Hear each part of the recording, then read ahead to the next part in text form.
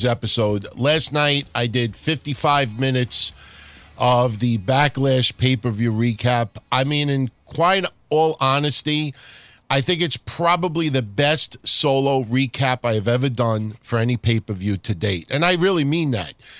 I just think everything that I said was on point. That will be added to the end of this broadcast. So obviously I'm not going to get into last night all that much during, the live portion, what we're going to do now. I'll give you the floor if there's anything that catches, just catches your intrigue as far as what went down yesterday. Anything come to mind that you just want to speak out on, or should we just get right into the show? We can get right into it, but I heard your recap, and I thought it was one of your best ones. Actually, and I'm being serious, it was very good. Well, thank you. No, you're welcome. I listened to it today, actually, while I was working.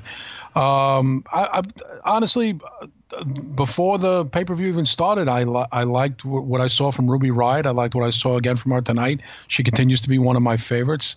I thought it wasn't a great match that she had with Bayley, but I thought Ruby Riott is kind of showing her and Ember Moon are in the majors for a reason. I think they're both proving some stuff here.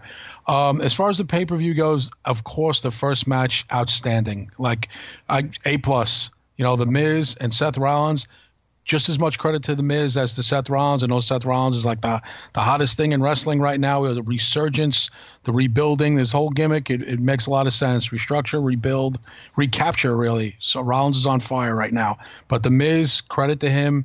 It takes two guys to have a great match, as you know, DT. So kudos to both those guys. The rest of the card, I kind of agree with a lot of things that you said and a lot of things that everybody else said. And the last match, seeing people walk out in droves like that, I'll just say this. And I don't know if you agree with me on this, DT, and I'm not defending Reigns, but I am saying this. The pay-per-view ran late, and I think people just have had enough of this. The match just didn't – I don't think it kept a lot of people's intrigue. I don't know if it was a foregone conclusion that Reigns was going to win. I think I actually picked Samoa Joe to win. So I don't know about all that. Oh, it's Reigns. They're walking out on Reigns. I think it was late. The pay-per-view, another late night again for WWE fans. People got to go to work tomorrow. Enough is enough. And then people left. I don't really – I do see it as mostly a reflection on Reigns, but Samoa Joe isn't exactly a big name himself to headline a pay-per-view. Perhaps a misplaced match. Would you say that much, DT, for that match going last? No. Based on what went down earlier in the night, as I said yesterday, I mean, do you really want to go off the air with two people laying on the mat, holding their nuts? I mean, I think that was even worse. But I guess not. Yeah, no, I guess not. I guess in the long and short, unless they were going to change the finish of AJ and Nakamura. But, I just, putting those two last, I think that once again, they just set up Reigns for failure continually. Tonight, at least, we'll get into Raw. Balor gets the win. But they'll pepper in Reigns somewhere after he finishes this. Jinder Mahal. Reigns, it's funny because Mish and I on Breakfast Soup last week were saying, what's next for Roman Reigns, Jinder Mahal? And looks like where they're going. And, I'm a fan of Jinder Mahal. I've been defending him for a while. I know you like him. But a large part of the audience does not. And now you have two guys that, let me put it like this. If there's anybody that's going to cheer Mahal, it's probably the guys.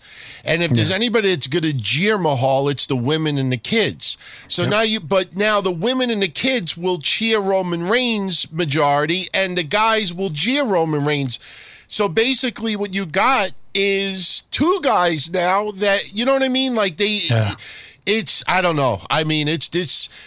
I said this earlier tonight. I didn't think Roman Reigns was winning this this Money in the Bank spot on Raw. He doesn't need a briefcase. And as I said last week and as I said last night on the pay-per-view, right now, WWE, it's all, plans ahead with Roman Reigns. Maybe they changed some of the middle of the book as far as Roman Reigns goes. But they're going to just take their time. And WrestleMania is 11 months away. And they figure, all right, let's just see. And it's a repetitive cycle because we had similar shit last year. Braun Strowman a year ago was not a baby face, so to speak. You know, when he started brawling with Roman Reigns is when people were getting behind him, when I'm not finished with you, Roman Reigns, and he's lifting over ambulances and stuff like that. But right before that is when Kalisto clipped fucking Braun Strowman's knees and he fell inside like a dumpster or something to lose a match. I mean, Braun Strowman a year ago was not over like this. So they're just taking the time with Roman Reigns, you know, little change in plans. It's smoke and mirrors, just like what we've been saying since WrestleMania. The Ronda Rousey smoke and mirrors tour continues, and it went right through Long Island today. Because did we have Ronda Rousey on Raw? You know, the full-time employee, you know, the person who, you know, she's been on TV now for, what is it, 11 weeks?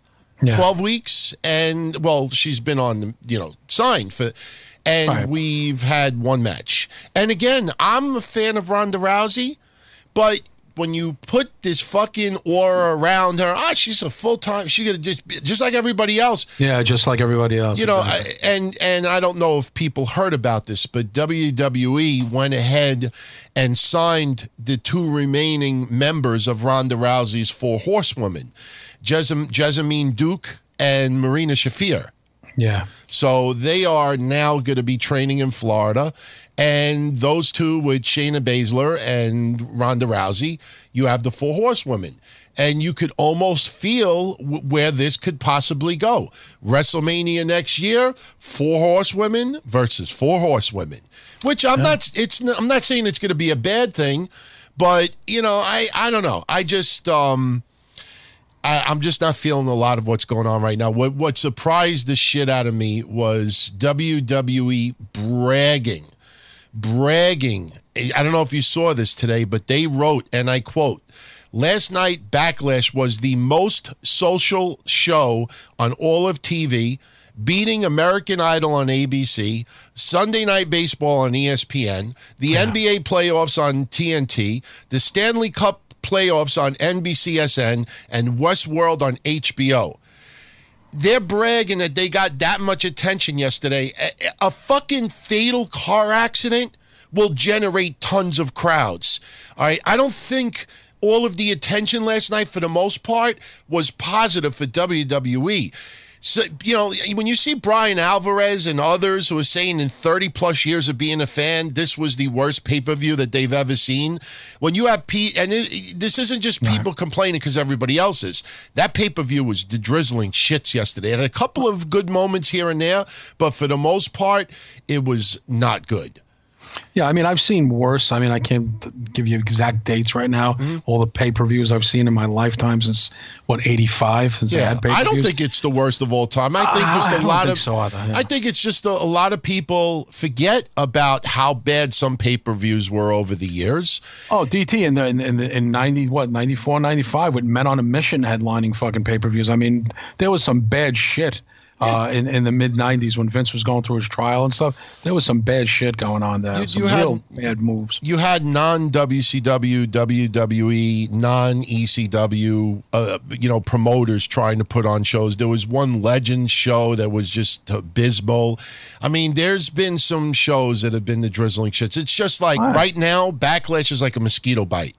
You know, you're itchy, you got a rash, you're breaking out, it's annoying. So you feel, this is the worst fucking mosquito bite I ever had in my life. And then when it goes away, you file it just like the other shitty pay-per-views over the years. And then you realize that it wasn't the worst one of all time.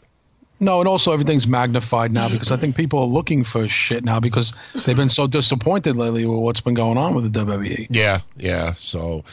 we'll get, like I said, later on in the night, we'll play the recap from last night, but I definitely recommend everybody check it out because I think I really was spot on with everything that I was talking about. For everybody that is into a lot of different podcasts, for those who may be interested, 2 new podcasts that are out there. First off, Dana Warrior, the widow of the Ultimate Warrior, has her own podcast now. I think it drops every Friday at 8 p.m. Eastern Standard. You could get the details on ultimatewarrior.com. And also, Impact Wrestling has a new weekly show on Twitch. It's hosted by Anthony Corelli, a.k.a. the former Santino Marella. Oh, wow. and Destiny Wrestling's Iceman. Destiny Wrestling's Iceman. So it's actually. Wait. They did try. I think people tried to word it like it was two individuals. I see what some people did over here. That's pretty funny. I'm looking at a couple of reports over here that I copied, and I think some people don't even realize what they actually wrote. They actually wrote it as if it was multiple individuals, but still, Santino Marella doing something with Impact Wrestling now. I think it'll be interesting podcast, cool. Twitch, Yeah, whatever nice. the fuck it is.